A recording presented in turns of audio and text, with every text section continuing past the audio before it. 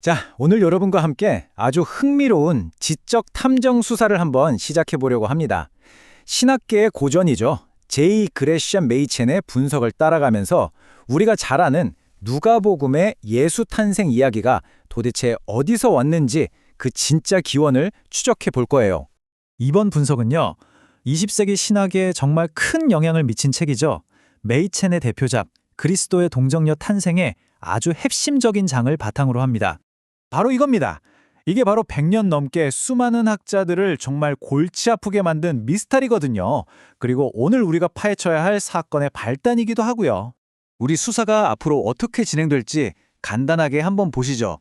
이 5단계를 차근차근 따라가다 보면 이 복잡한 사건의 전모가 보이기 시작할 겁니다.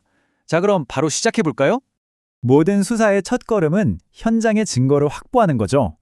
우리에게 가장 중요하고 명백한 증거는 바로 이 텍스트, 누가복음 그 자체입니다. 이 부분을 자세히 들여다보면 정말 신기합니다. 누가가 쓴 서론은요, 와, 이건 뭐 당대 최고의 지성인이 썼다고 해도 될 만큼 아주 세련되고 논리적인 헬라어로 되어 있어요.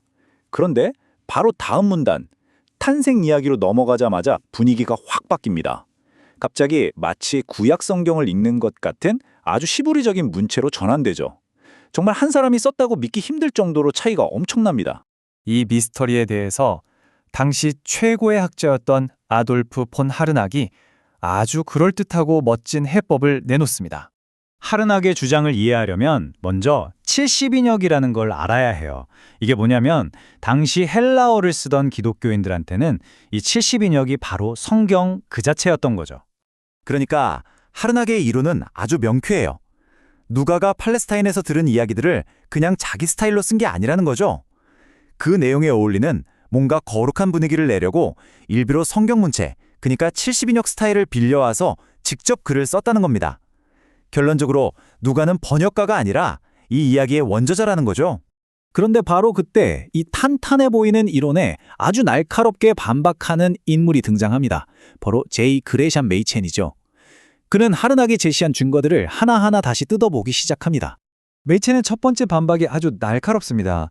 하르낙은 어떤 표현들이 누가만의 것이라고 봤는데 메이첸이 보니까 아니라는 거죠. 그 표현들은 사실 70인역에 너무 흔하게 나오는 말들이라 누가 아니라 누구라도 성경처럼 글을 쓰려고 했다면 썼을 법한 표현들이라는 겁니다. 그러니까 이건 누가의 지문이 아니라 그 시대의 성경 문체라는 공공재에 가깝다는 얘기예요. 그리고 메이첸은 정말 기가 막히고 결정적인 아이디어를 하나 제시하는데요. 바로 역방향 의존성이라는 개념입니다. 이건 정말 놀라운 증거죠. 하르낙은 누가가 자기 문체로 1-2장을 썼다고 봤잖아요. 근데 메이첸은 정반대로 생각한 겁니다. 어쩌면 누가가 1-2장의 원자료, 즉 그가 입수한 탄생 이야기의 아름다움에 너무 감명을 받아서 복음서의 훨씬 뒷부분인 19장을 쓸 때 자기도 모르게 그 앞부분의 표현을 따라 쓴 것일 수 있다는 거죠. 영향력의 방향이 거꾸로일 수 있다는 겁니다. 자, 이렇게 하르낙의 이론에 금이 가기 시작하니까 메이첸은 훌륭한 수사관처럼 남아있는 모든 가능성을 테이블 위에 올려놓고 공정하게 하나씩 따져봅니다. 하르낙의 이론이 흔들리는 지금 메이첸은 남아있는 가능성들을 정리합니다. 결국 지금까지 나온 증거들을 다 만족시킬 수 있는 시나리오는 크게 3가지로 좁혀져요. 메이첸은 이 3가지 시나리오가 전부 가능성이 있다고 봅니다. 첫째, 하르낙 말대로 누군가가 팔레스타인에서 직접 들은 구전을 기록했을 수도 있죠. 둘째, 입으로 전해진 게 아니라 아람어 문서를 손에 넣어서 직접 번역했을 수도 있고요. 마지막 셋째, 누군가 이미 헬라어로 번역해둔 문서를 자료로 썼을 수도 있다는 겁니다. 특히 이 3번째 가설은 또 다른 질문을 낳아요. 만약 그게 헬라어 문서였다면 그럼 그 문서의 원본은 히브리어였을까? 아람어였을까? 아니면 처음부터 헬라어로 쓰였던 걸까? 이렇게 학문적인 수수께끼는 꼬리에 꼬리를 물고 이어지는 거죠. 자, 이제 이 지적 수사의 클라이맥스입니다. 메이첸은 이 모든 불확실함 속에서도 우리가 딱 2가지만큼은 확실하게 결론 내릴 수 있다고 말합니다.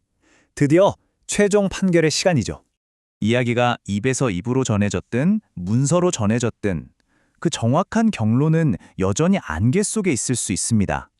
하지만 그 안개가 싹 걷혔을 때 2가지 사실만큼은 정말 선명하게 드러난다는 거죠.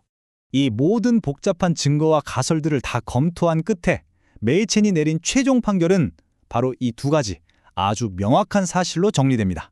첫 번째 결론.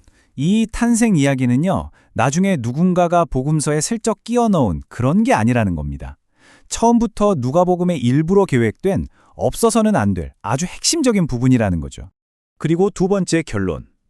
이 이야기의 뿌리는 나중에 생겨난 이방 세계나 헬레니즘 문화가 아니라 사건이 일어난 바로 그 시간과 장소, 즉 가장 원초적인 팔레스타인 유대 기독교 공동체에 있다는 겁니다.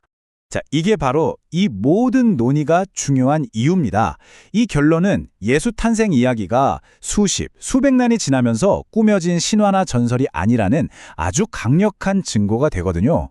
오히려 이 이야기의 출처가 기독교 신앙의 가장 초기, 가장 심장부, 그러니까 실제 사건을 목격했거나 가장 가까이서 전해 들었던 사람들의 공동체로 거슬러 올라간다는 걸 의미하죠. 이건 이 이야기의 역사적인 신뢰도에 엄청난 무게를 더해주는 발견입니다. 이 지적인 탐정 수사는 마지막으로 우리에게 이런 질문을 던집니다.